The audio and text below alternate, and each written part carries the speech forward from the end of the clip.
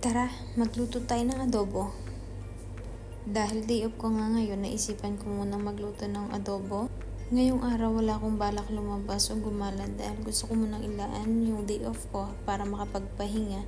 At ito, bago ako magpahinga, gusto ko muna magluto ng aking uulamin for the whole day. Ang hirap talaga maging OFW. Ikaw na yung nagtatrabaho, ikaw pa yung magluluto, ikaw pa yung maglalaba pag uuwi mo ng bahay. Pero ganun talaga, tiis para sa pamilya. Wala naman tayong ibang hangad kundi ang maibigay ang mga pangangailangan at mga gusto nila. Kaya kailangan natin magtiis.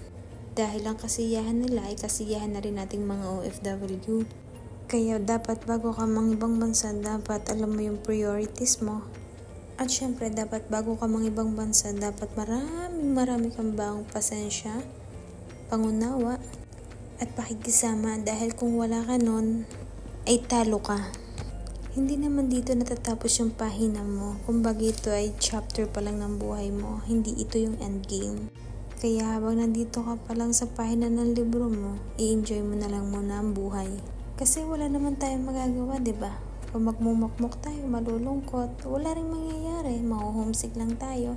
So habang nandito pa tayo at hindi naman natin mababago yung takbo, i-enjoy na lang natin, i-embrace na lang natin lahat na nangyayari at gawin nating lesson ito.